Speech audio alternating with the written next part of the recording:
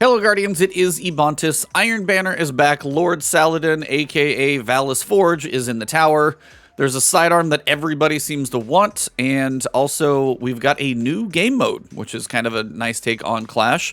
I'll cover that and also show you guys a quick reminder of how to earn your reputation as fast as possible so you can rank up and get as many Iron Engrams as possible.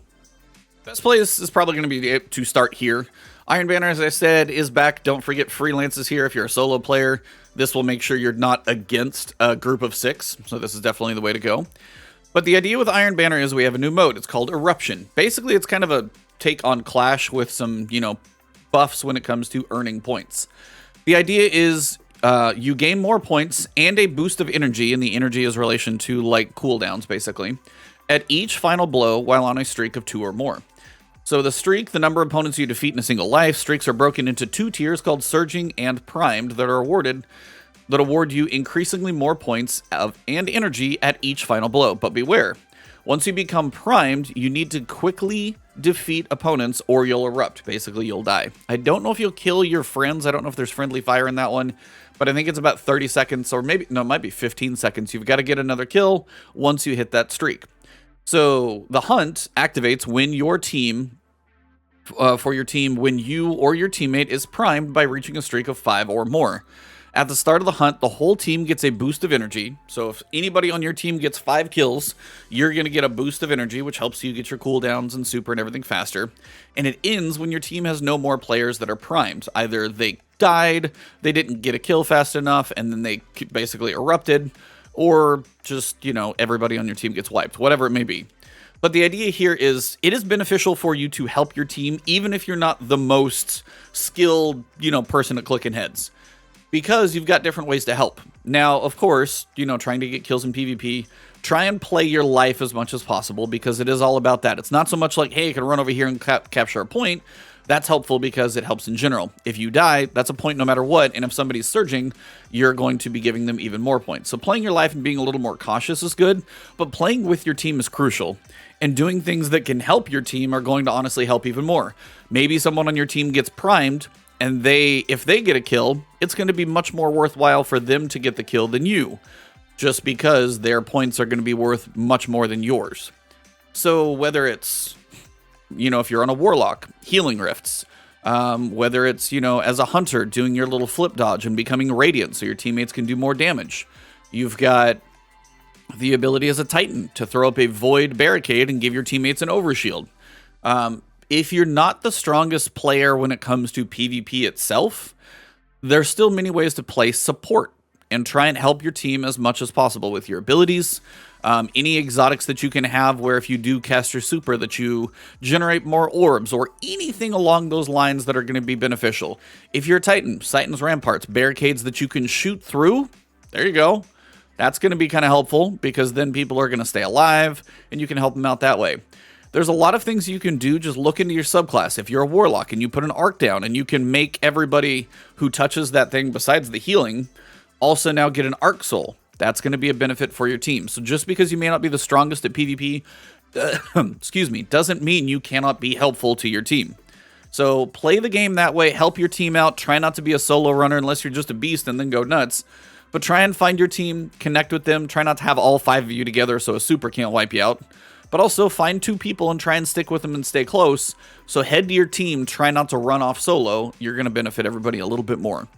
The other thing is the Iron Banner rank boost. If you didn't play last season, things are a bit different now because Iron Banner got a bit of a rework. It's all about reputation, all about making this go up as fast as possible. Now you've got 3 different ways to get reputation. 1, wear an Iron Banner emblem. Currently I'm 1 of 1. Cast Iron works. It doesn't matter what emblem, just literally go to Flare, go to Competitive, typically go to the second page, and anything that looks like it's got the tree or the wolf heads are probably going to count. And biggest thing, just pull one out, equip it, and if it doesn't, and if it counts, then when you go back to the map, you'll see it counts 1 of 1. So make sure your emblem's just on, leave it there for the week, don't think about it. Iron Banner gear equipped. Iron Banner gear consists of multiple things. Weapons that are from Iron Banner, they count. Armor that are from Iron Banner, those count. And then also, Iron Banner ornaments also count. Notice this is the Iron Pledge ornament. This is just an ornament from an old season, but it is on a piece of armor called the Iron Truage Gauntlets, as opposed to the Iron Pledge Ornament. And what that does is this piece actually counts for two. One for the piece of armor, and then one for the different ornament. Same thing up here. I've got the Iron Forerunner Helm, but I'm wearing the Iron Fellowship Helm Ornament. If I take this off, I've still got the Iron Forerunner Helm equipped, but if I go back out here, I'm only 4 of 5. So you can just wear 5 pieces of armor. You need to wear, then at that point, you're good. You don't have to do any more ornaments. You don't have to do any weapons. Totally fine. If you want to just have 2 pieces of armor, and you've got some transmog, you know, stuff that you haven't used, come down here and equip your Iron Banner ornament. And when you do that one, you're good. So there's Iron Fellowship ornament, all that. Trying to wear gold if possible. If you guys have seen that thing going around, there is the, just a nice way to throw up a nod. It's help for pediatric cancer. Obviously, you want to donate. That's the cool way to go. But it's just everybody wearing gold's a cool thing this this month. And again, notice I'm wearing Mark of Metal, Resonant Fury Gauntlets. I've got an exotic on, and I've still got my 5 of 5 with 1 weapon, 2 pieces of armor, and 2 ornaments. So that's the way you're going to get your reputation up the fastest. The final thing is the daily challenges. Challenges completed 1 of 4. This does not count across your characters. It is per account. Now, if you're working for the triumphs, yeah, you can do this on multiple characters. But for the boost, it is character specific. And basically the daily challenges are only complete X number of matches. Last season it was using, I think it was Solar or Void subclass. I did it yesterday and I was running Solar, so I know that subclass works. If it's subclass specific, just make sure you read the subtext in there, because honestly, I did it already and I'm in between resets to look right now. But literally every day it's just complete a certain number of matches, but it goes from 4.4 to 6.6 to 8.8 to like 11 on Friday if you do this set number of matches each day. If you are trying to grind out your reputation and you are trying to go for like Iron Lord, which is 2 resets, my advice is to go hard Friday after reset and later. Grind this weekend, because you're going to be getting much more reputation then once you've done 4 daily challenges than if you try and grind hard on Wednesday. It's just going to be a lot faster once you have the full bonus done. So keep that in mind if you're trying to go hard for reputation and engrams. When you do your daily challenge on Tuesday, Wednesday, Thursday, and then finally do your 4th one on Friday, you're going to be earning much more than you were on Tuesday with regards to reputation. And the other thing is, if you can't play between Tuesday, Wednesday, and Thursday, and you just start on Friday, that's okay. Because at that point, on Friday, you can do the first challenge, second challenge, third challenge, and 4th challenge. They will all be unlocked, and you can just go straight through them. I think it's like 17 or 18 total matches, if I remember correctly. So on Friday, you could play your 18 total matches, or over the weekend, and you would still get all 4 challenges unlocked. They're just time-gated during the week, and the big bonuses on the weekend. So hopefully that's clear. Remember, emblem, weapons, armor, or ornaments, and then do your daily challenges, but those are, you can't go do a challenge on a Warlock, a challenge on a Hunter, and then be 3 of 4. It's character specific when you're working on your boost. So that's everything with how Iron Banner works, the new game mode, and then of course don't forget about freelance. Now let's look at the gear. As for gear, we already talked about reputation, and each time you go up in reputation rank, that's how you're going to get an engram. Now, if you're trying to build yourself out an Iron Banner set, you will be getting some drops from Iron Banner, so pay attention to those and make sure you at least have one of the, pieces of armor in case you're working on that reputation. But the other piece to make note of is the new weapon, and that is going to be the Sidearm, and you'll get your first one early. Once you get to rank 4, I think it actually is, you're going to unlock the Sidearm, and you can actually focus it with all of your engrams if this is what you're trying to get. As this is the new weapon, I want to go over some of the perks you can get for this one, because that's the main focus. Everything else I'm not really too excited about. Decent Hero's Burden is okay. Wizen Rebuke is a slow charging fusion rifle. Roar of the Bear is just a high impact rocket launcher. You've got Wristwalker, which I know a lot of people like for shotguns, has some potentially good perks. Forge's Pledge, it's an okay pulse rifle, but just not one I know everybody loves. I can't stand this high-end cannon for some reason. I just don't like how it feels, and it's a 180. And then a sword, just very specific purposes. It is a vortex frame, but you can actually have the cast of the heavy, but again, it's just not my favorite. But I do want to go over the Sidearm because it has some cool perks. All right, so if you've never been to d2gunsmith.com, this is the website. Very helpful, gives you a lot of information. reload speed, damage fall off. But the nice thing is in-game, a lot of this is now shown. Aim assist is shown in-game. Airborne effectiveness shown in-game. Rounds per recoil direction shown in-game. So it's nice they put those stats in the game and zoom. Now, this weapon specifically is a kinetic, you know, which is a good thing for kind of giving you flexibility in your slots, but it is an adaptive frame. Pretty standard. Most things when it comes to this type of weapon, especially depending on your platform. I'm on PC, so I know stability for me is not quite as big of a deal, but stability already starts at about a 67. You're in decent shape. We're going to kind of knock it down a little bit with one of the perks, but I'm willing to sacrifice because if this is a PvP specific situation, which is what I'm basically building this for, because I'm not going to use something like this in PvE. If this is a PvP situation, range is important to make sure you're getting full damage as far away as possible. So, first thing, Masterwork, you're going to be looking for range. Kind of a big deal, pretty straightforward, give you that boost to range, takes your damage fall off a little farther out there. Now, the two things that you would look for is Hammer Forged Rifling for a range increase of 9. It's not 10, because I think this is slightly wrong. It should be 9, unless that changed. The other option is going to be Small Bore, which I do like a little bit because we are going to knock range or stability down pretty hard. So if you get either of these, you're going to be okay. You are going to want some range in here. A very questionable third place would be Corkscrew Rifling because it's range and stability at +5, but handling. If you get everything else a God roll and you have Corkscrew, that's probably okay. But optimal would either be Hammer Forged or Small Bore, and honestly, that's probably a coin flip for me.